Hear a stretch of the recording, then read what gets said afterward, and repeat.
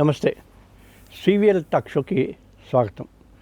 ఇవాళ మన గెస్టు కొమ్మారెడ్డి పట్టాభిరామ్. రాజకీయ సర్కిల్స్లో ఆయన పేరు తెలియని వాడు ఉండరు. వారిప్పుడు Telugu Desam national official spokes person plus Swachhandhra కార్పొరేషన్కి చైర్మన్గా ఉన్నారు. ఇన్ డెప్త్గా అసలు రాష్ట్ర ప్రగతి ప్రజల బాగు కోసం వారు ఏం చేస్తున్నారో మనం కనుక్కున్నాం. పట్టాభి గారు నమస్కారం. నమస్కారం అండి. సో ఈ ఏడాదిన్నర పాటు మీకు అధికారం వచ్చింది, పాలన వచ్చింది, మీ చేతిలోకి వచ్చింది. మీరు ఎలా ఫీల్ అవుతున్నారు? ముందుగా మీ ప్రశ్నకి జవాబు చెప్పే ముందు ఈ రోజున RVR TV 1 million subscriber base సంపాదించుకోవటం అనేది చాలా సంతోషించదగ్గ విషయం. నాకు తెలిసి ఇంత వేగంగా ఒక ఛానల్కి 1 మిలియన్ సబ్స్క్రైబర్స్ రావటం అనేది ఒక చరిత్ర, ఒక రికార్డ్ అనే నేను అనుకుంటా ఉన్నా. సో అటువంటి రోజున నేను ఈ స్టూడియోకి రావటం, ఈ 1 మిలియన్ సబ్స్క్రైబర్ సెలబ్రేషన్స్లో పాలు పంచుకోవటం, అదే రోజున మీతో కూర్చుని ఈ రకంగా ఒక డిస్కషన్ కూర్చోవటం అనేది కూడా I'm very happy. So congratulations to Shri RVR Chowdary garu, chairman of RVR TV and entire team behind RVR TV. ఎందుకంటే మీలాంటి వాళ్ళు ఈ అకేషన్కి ఇప్పుడు రావటం ఛానల్కి కాకుండా ప్రేక్షకులకి, సొసైటీకి కూడా బాగా ఉపయోగపడుతుందని మా ఉద్దేశం. ఇక మీ ప్రశ్న విషయానికి వస్తే, గత ఏడాదిన్నర కాలంగా ప్రభుత్వ పరిపాలన పైన మీరు సంతృప్తిగా ఉన్నారా అని అడిగారు. నేను కాదండి, రాష్ట్రంలో ఉన్నటువంటి ప్రతి ఒక్కరూ కూడా ఎంతో సంతృప్తిగా ఉన్నారని మేము అనుకుంటున్నాం. అదేవిధంగా మేము వివిధ జిల్లాలకి పర్యటనకు వెళ్ళినప్పుడు, అనేక పట్టణాలకి, గ్రామాలకు వెళ్ళినప్పుడు, మేము ప్రజల్ని కలిసినప్పుడు కూడా వారి మాటలను బట్టి, వారు మాకు ఇచ్చేటటువంటి ఫీడ్బ్యాక్ని బట్టి కూడా ఓవరాల్గా ఇవాళ రాష్ట్రంలో ఉన్నటువంటి ప్రజలందరూ కూడా ఎంతో తృప్తిగా ఉన్నారు. అంటే దానికి కొన్ని ముఖ్యమైనటువంటి కారణాలు కూడా ఉన్నాయి. 2019-24 మధ్య జరిగినటువంటి ఒక అరాచకపు పరిపాలన, అంటే రాష్ట్రంలో శాంతి అనేది లేకుండా ఎప్పుడూ ఏదో ఒక చోట అల్లర్లు, గొడవలు, దాడులు, భూ కబ్జాలు, హత్యలు, మానభంగాలు ఈ విధంగా ఉండేది రాష్ట్రం. కానీ ఈ రోజున ఒక ప్రశాంతత, రాష్ట్రంలో మళ్ళీ ఒక పీస్, ఒక లా అండ్ ఆర్డర్. అంటే 2024 ఎన్నికల సందర్భంగా నేను పదే ఒక మాట ప్రజలకు చెప్తూ ఉండేవాడిని. మీరు భయంతో బ్రతకాలనుకుంటున్నారా, భద్రతతో బ్రతకాలనుకుంటున్నారా, మీరు ఆలోచించి ఓటేయండి. ఎందుకంటే ఎవరికైనా అండి, మిగతా అన్ని విషయాలు పక్కన పెడితే వాళ్ళు ప్రతి ఒక్కరు కోరుకునేది ఏంటంటే ఒక భద్రత, ఒక సెక్యూరిటీ కోరుకుంటాం మన సమాజంలో. రాత్రి ప్రశాంతంగా పడుకోవాలనుకుంటాం మనం. అటువంటిది లేదు ఆ రోజున. ఇవాళ అది చాలా ప్రస్ఫుటంగా కనపడుతూ ఉంది. ప్రజలు దాన్ని అంటే ఒక రకమైనటువంటి స్వేచ్ఛా వాయువులు పీల్చుకుంటున్నారు. గతంలో మనకు రాజ్యాంగం కల్పించినటువంటి ఏ ఆర్టికల్స్ కూడా అమలైనటువంటి పరిస్థితి లేదు. Not even our basic fundamental rights. ఇవాళన్నీ ప్రజలు వాటిని మళ్ళీ తిరిగి సాధించినటువంటి అనుభూతిని పొందుతూ ఉన్నారు. కాబట్టి ఆ రకంగా ప్రజలు ముందు స్వేచ్ఛావాయువులు పీల్చుకుంటూ ఎంతో తృప్తిగా, హాయిగా, భద్రతతో వారి జీవనాన్ని సాగిస్తున్నారు. అది చాలా స్పష్టంగా కనపడుతూ ఉంది. ఇక రెండోది, మేము ఇచ్చినటువంటి ప్రతి ఒక్క హామీ ఎన్నికల ప్రచారం సందర్భంగా మేనిఫెస్టోలో మేమైతే పొందుపరిచాం అవన్నీ కూడా ఒక్కొక్కటిగా అమలు చేసుకుంటూ ముందుకు వెళ్ళటం కూడా, ఎన్ని ఆర్థిక ఇబ్బందులు ఉన్నప్పటికీ వాటి అమలు యొక్క దాని యొక్క ఫలితాలు కూడా చూసి కూడా ప్రజలు చాలా సంతోషంగా ఉన్నారు, అన్ని వర్గాలకు చెందినటువంటి వారు. So overall I can say not only me but the entire state is happy. కానీ మీరు అన్నట్టుగా సూపర్ సక్సెస్ అద్భుతాలు ఉన్నాయని అన్నారు, కానీ వాస్తవానికి అలా లేదు కదా. ఇన్ఫ్యాక్ట్ రైతులు కూడా కొంతమంది డిస్టర్బ్డ్గా ఉన్నారు. తర్వాత మీరు అన్నట్టుగా ఎవరు వచ్చినా కూడా చాలా బాగుంది అంటే బాగా లేదు అని చెప్పేవాడు మన ముందుకు రాడు, అవునా? సో మన దగ్గరికి వచ్చేవాడు మన ప్లీజ్ చేయడానికి వచ్చాడు. అదే భ్రమలో మేము అదేదన్నా ఉన్నారని. ఇక్కడ ఒక విషయం చెప్పాలి సార్, ఈ రోజున బాగా లేదు అని చెప్పే వాళ్ళకు కూడా ఆ స్వేచ్ఛ ఉంది ఈ పరిపాలనలో. ఓకే, ఇప్పుడు మీలాంటి సీనియర్ జర్నలిస్టు ప్రభుత్వం ఈ విషయంగా కొంత వెనకబడి ఉంది, ప్రభుత్వంలో ఈ లోపాలు ఉన్నాయి, ఇవి మీరు సరిదిద్దుకోండి అని ప్రశ్నించేటటువంటి స్వేచ్ఛ, తెలియజేసేటటువంటి స్వేచ్ఛ ఈ రోజున ఉంది. ఆ రోజు లేదు. అది ప్రశ్నిస్తే లోపలికే. గతంలో ఏంటి, ప్రశ్నించారంటే సివిఎల్ గారు ప్రశ్నించారా, రేపు ఏదో కేసు పెట్టండి, ప్రత్యేక జీవోలు తెచ్చి మరీ జర్నలిస్టు మీడియా యొక్క గొంతు నొక్కే ప్రయత్నం చేశారు, ప్రత్యేక జీవోలు పాస్ చేసి. కాబట్టి వాళ్ళు నేనేమంటా ఉన్నానంటే ఇది బాగోలేదు అని చెప్పే స్వేచ్ఛ ఉంది. ఎవరైనా ఆ రకంగా ఏదన్నా మా దృష్టికి తీసుకొస్తే దాన్ని పాజిటివ్గా నిర్మాణాత్మకంగా స్వీకరించేటటువంటి ప్రభుత్వం ఉంది వాళ్ళ చంద్రబాబు నాయుడు గారి సారథ్యంలో. రెండోది, సూపర్ 6 సూపర్ హిట్ అని మేము దేనికంటా ఉన్నామంటే, ఇవాళ ఉదాహరణకి పెన్షన్ తీసుకోండి. 3,000 నుంచి 4,000 రూపాయలకి పెంచుతామని ఏదైతే చెప్పామో, అది మేము అధికారంలోకి వచ్చినటువంటి మొదటి నెల నుంచి పెంచడమే కాకుండా దాని వెనక 3 నెలలు కూడా కలిపాం. జూన్లో మేము అధికారంలోకి వస్తే జూనే కాకుండా దానికి ముందు 3 నెలలు కూడా కలిపి మొదటి నెల 7,000 రూపాయలు పెన్షన్ అందించామండి. ఇది ఇండియాలోనే ఒక రికార్డు. గత ప్రభుత్వం 250 రూపాయలు పెంచుకుంటూ మేము పోతామని చెప్పి ఇన్స్టాల్మెంట్ పద్ధతిలో కొన్ని లక్షల మందిని మోసం చేస్తే ఇవాళ మేము మొదటి నెల 7,000 ఇచ్చాం. అదేవిధంగా మీరు రైతన్నల గురించి మాట్లాడారు. సరే, అన్నదాత సుఖీభవ, ప్రతి రైతుకి 20,000 ఆర్థిక సహాయం, దానంతా కాసేపు పక్కన పెట్టండి. ఇవాళ రైతులు ఒక్క విషయంలో వారు ఎంతో ఆనందం పొందుతున్నటువంటి విషయం ఏంటంటే, ఈ రోజున ధాన్యం తోలితే 24 గంటల్లోపు వాళ్ళ ఖాతాల్లో డబ్బులు పడతా ఉన్నాయి. చాలామంది రైతులు నాకు మెసేజ్లు చూపించారు. నేను కూడా నిజంగా పడతా ఉన్నాయని అడిగితే, అయ్యా మేము ధాన్యం తోలి ఇంటికి వెళ్ళేలోపు మెసేజ్ వస్తూ ఉందయ్యా మీ ఖాతాలో డబ్బులు పడిపోయాయని. అంటే గిట్టుబాటు ధర పర్ఫెక్ట్గా వస్తుందని మీరు అంటున్నారా? గిట్టుబాటు ధరకు సంబంధించి, అదేవిధంగా గతంలో తోలినటువంటి ధాన్యానికి సంబంధించి డబ్బుల కోసం చెప్పులు అరిగేలాగా కొన్ని నెలల పాటు ప్రభుత్వ అధికారుల చుట్టూ, మంత్రుల చుట్టూ తిరగాల్సినటువంటి పరిస్థితి ఉండేది. అదేవిధంగా ఇక్కడ ఇంకొక సందర్భం కూడా నేను గుర్తు చేయాలి సార్ మీకు. ధాన్యం తోలినటువంటి రైతులు తిరిగి అలసిపోయి ఆనాటి రాష్ట్ర పౌర సరఫరాల శాఖ మంత్రి కారుమూరి నాగేశ్వరరావు దగ్గరికి వెళ్ళి, అయ్యా మా ధాన్యం డబ్బులు రావట్లేదయ్యా, 5-6 నెలలు అయిపోయిందని చెప్తే వాళ్ళని అనరాని మాటలని, ఒక రకంగా అసభ్యంగా, నేను ఆ మాటలు మళ్ళీ అనదలుచుకోలే, వాళ్ళని తిట్టి పంపిస్తే రైతులు ఆ రోజున ఎంత మానసిక క్షోభకు గురయ్యారో ఒకసారి గుర్తు చేసుకుని, ఇవాళ ఉన్నటువంటి పరిస్థితి వితిన్ 24 అవర్స్. ఎందుకంటే ఒక రైతు ఒక బియ్యపు గింజ పండించాలంటే ఎంత శ్రమపడాలండి. ఇవాళ అంత శ్రమపడి ధాన్యం తోలి ఆ డబ్బు కోసం 5-6 నెలలు తిరగాలండి, ఎంత బాధగా ఉంటుంది.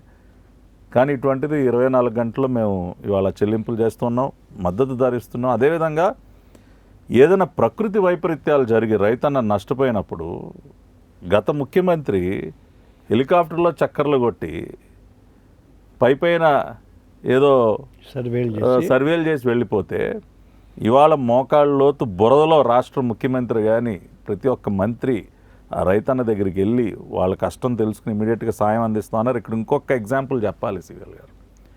గత ముఖ్యమంత్రి ఒకసారి ఇదే రకమైనటువంటి విమర్శ వస్తుంది, మీరు గాల్లోనే తిరుగుతున్నారు, హెలికాప్టర్ల కింద భూమి మీద అడుగు పెట్టట్లేదని. అంటే ఒకసారి వెళ్ళారండి ఆయన. ఏ రకంగా వెళ్ళారంటే, ఒక రెడ్ కార్పెట్, పొలం గట్టుకు వెళ్ళటానికి రెడ్ కార్పెట్ వేసుకున్న ముఖ్యమంత్రిని మీరు ఎప్పుడైనా చరిత్రలో చూసారా?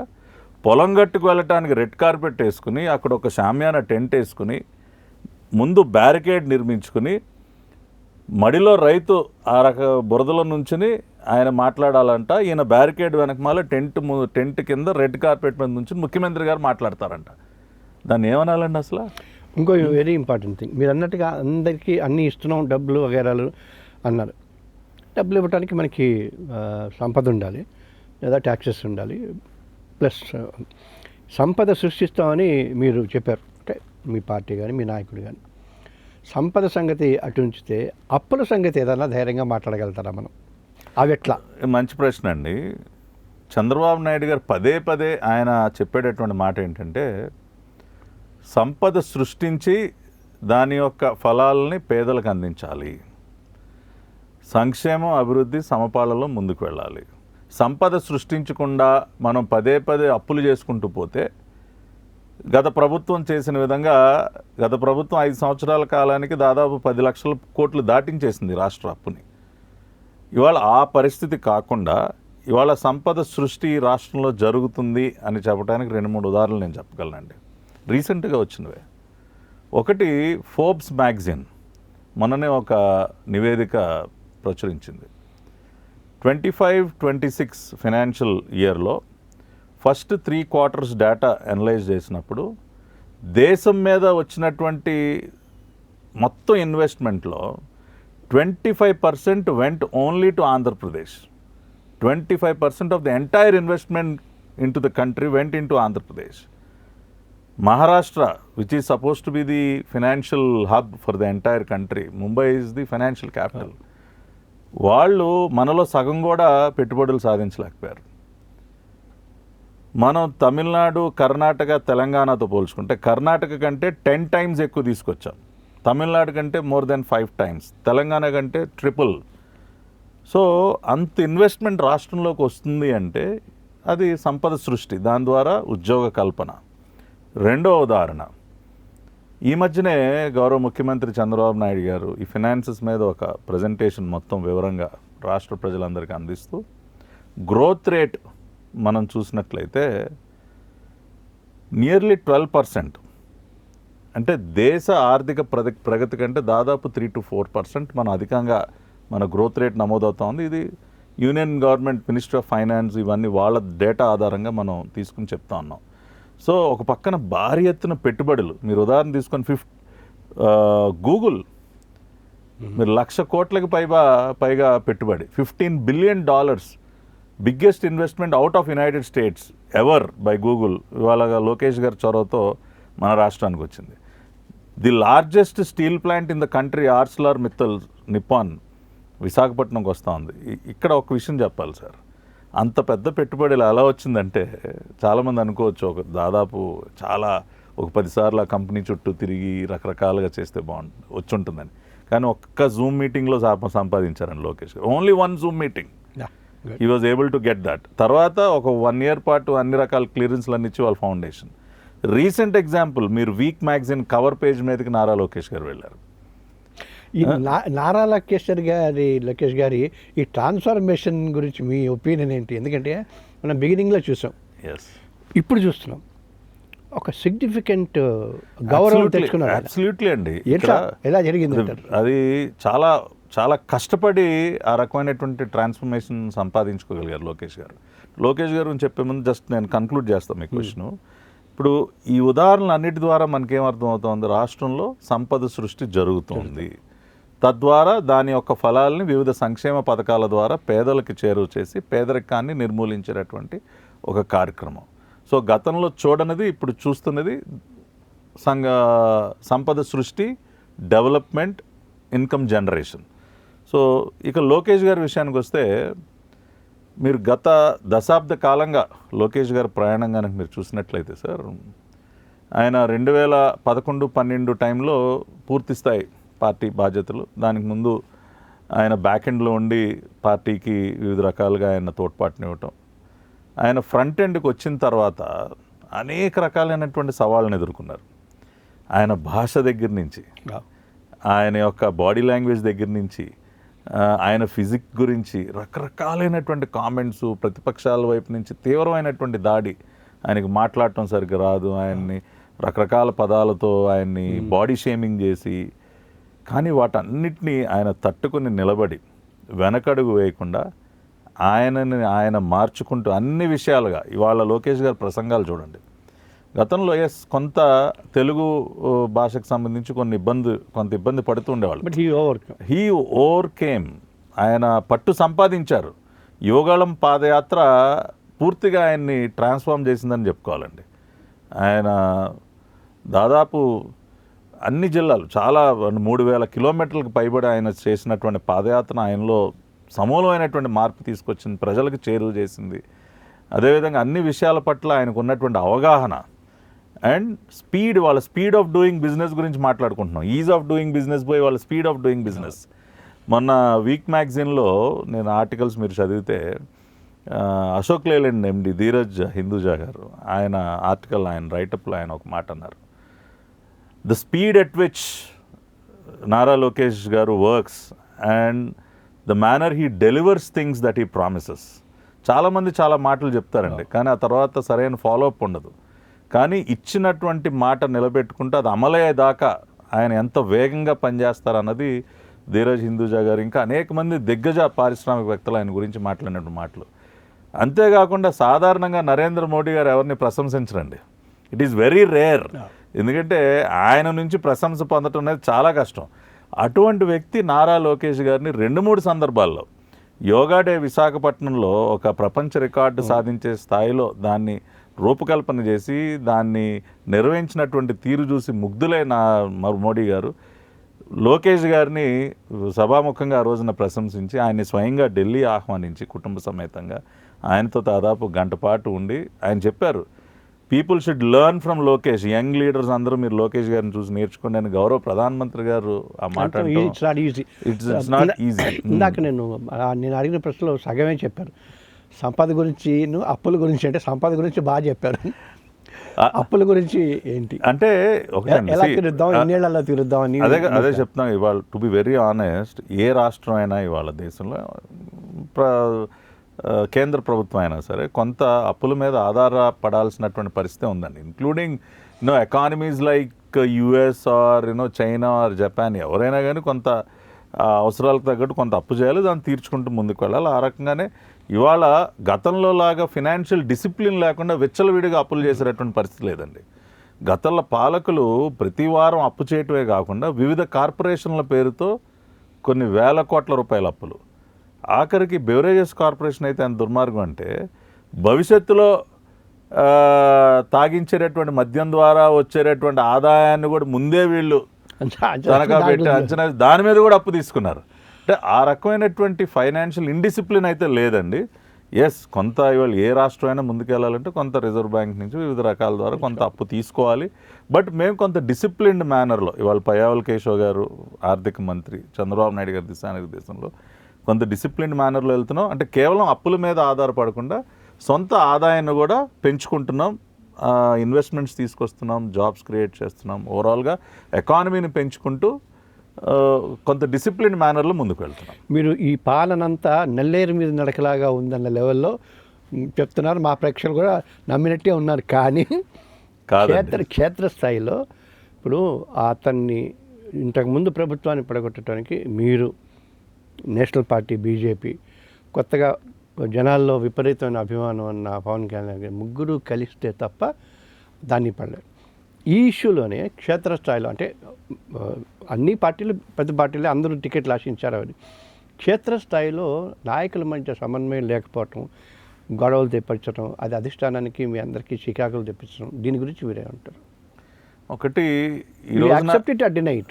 అంటే రెండు విషయాలండి దీనిలో. ఒకటి, మీరు పరిపాలన నల్లేరు మీద నడకలాగా సాగిపోతుందన్న భావన కలిగిస్తూ ఉన్నారని అన్నారు. అంటే పార్టీల మధ్య సమన్వయం ఆ విషయం కాసేపు పక్కన పెడితే, ఈ రోజున పరిపాలన అనేది నల్లేరు మీద నడక అని మాత్రం నేను అనట్లేదండి. ఎన్నో సవాళ్ళను అధిగమిస్తూ ఇవాళ చంద్రబాబు నాయుడు గారు ఈ రాష్ట్రానికి ముఖ్యమంత్రిగా ఉన్నారు కాబట్టి ఇవాళ ఒక రకంగా వీటన్నిటిని సవాళ్ళను అధిగమిస్తూ ఇచ్చినటువంటి హామీని నిలబెట్టుకుంటూ ముందుకు వెళ్ళగలుగుతున్నాం అండి. చంద్రబాబు నాయుడు గారి ప్లేస్లో ఇంకెవరున్నా కూడా అది సాధ్యం కాదు.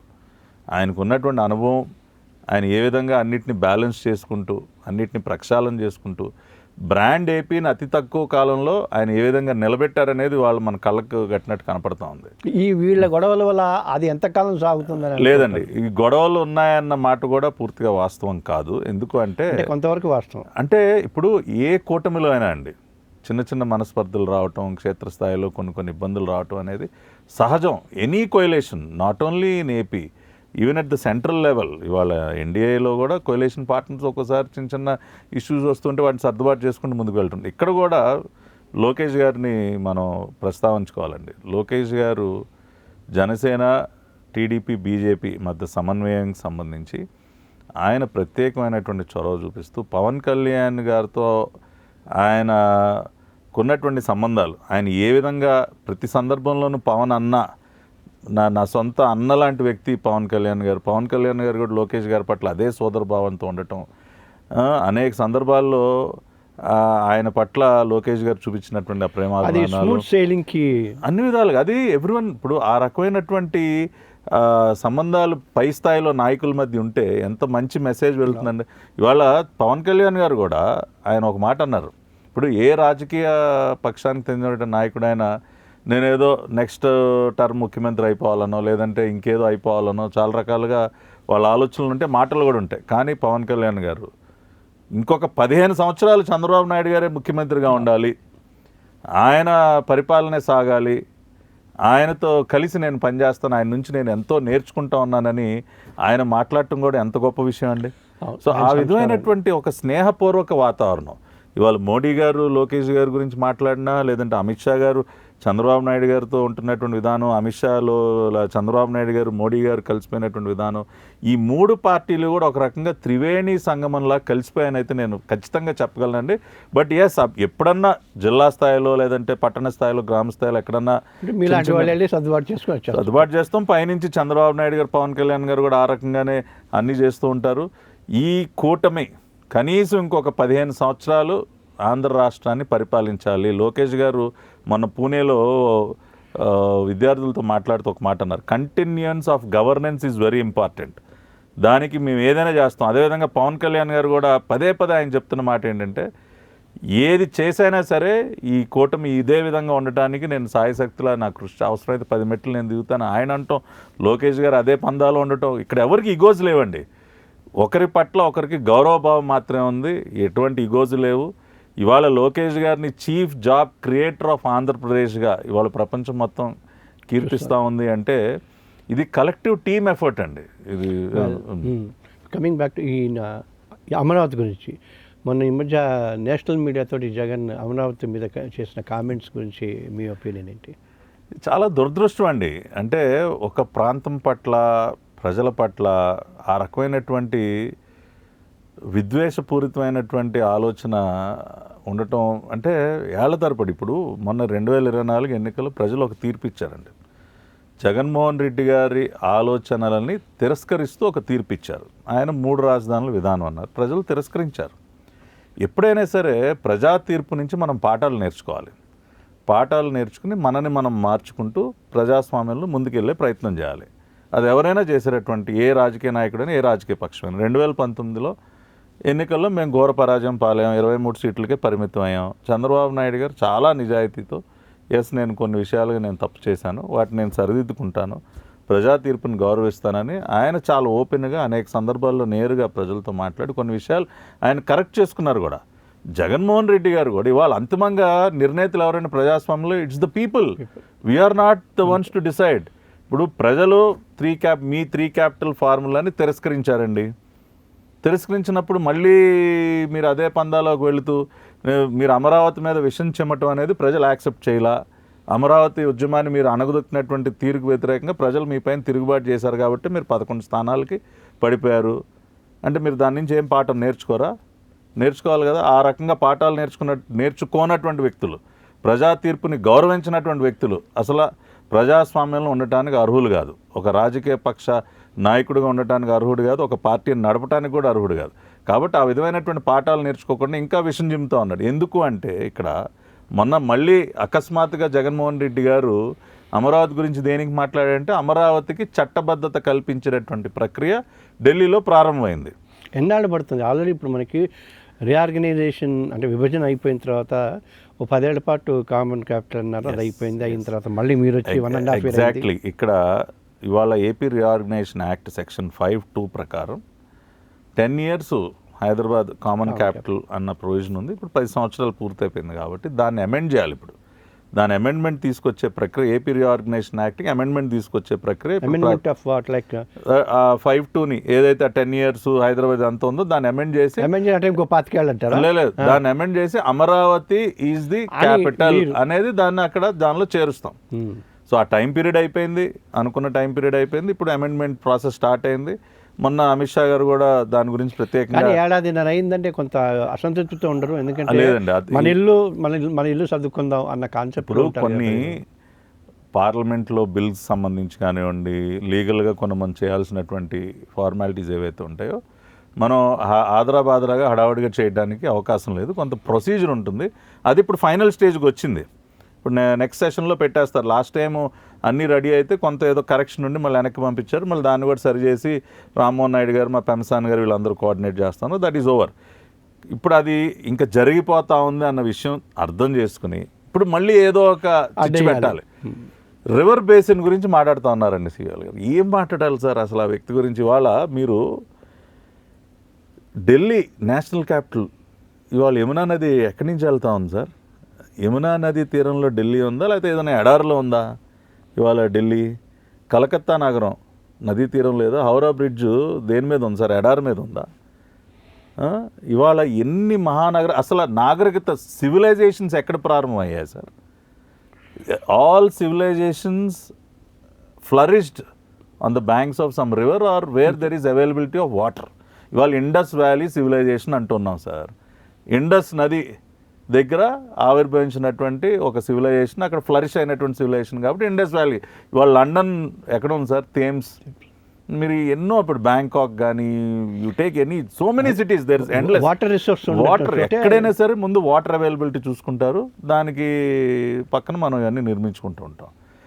అది అసలు ఆ బేసిక్ కామన్ సెన్స్ కదండి. వాళ్ళు చిన్న పిల్లాడిని అడిగినా చెప్తాడు. అది వదిలేసి నదీ గర్భంలో ఏదో కట్టేస్తా ఉన్నారు, రివర్ బేసిన్, ఇదంతా కోర్ క్యాపిటల్ ఏరియా కృష్ణానది ఒకటి నుంచి 6 కిలోమీటర్ల దూరంలో ఉంది సార్. గతంలో కూడా ఇవే వాదనలు చేశారు, అది ముంపుగ్గురే ప్రాంతం, అది శ్మశానం, అది ఎడారి. The even went to the extent of forging IIT Madras documents అండి. అసలు ఎంత దుర్మార్గం అండి. మీరు ఒక ప్రభుత్వంలో అధికారం నుండి ఫోర్జరీ చేస్తారా? అట్లా కూడా చర్యలు తీసుకున్నారు. అవన్నీ నడుస్తున్నాయి కేసెస్. అంటే ఎందుకు మీకు ఆ ప్రాంతం మీద ఇది అంత విద్వేషం, అంత విషం చిమ్మాల్సిన? మళ్ళీ కొత్తగా రైతుల గురించి గతంలో ఇంకేదో రైతులకి ఏదో ఇంకా కొన్ని చేయాలని వాళ్ళు మాట్లాడుతూ ఉన్నారు. 5 సంవత్సరాలండి దాదాపు. మీరు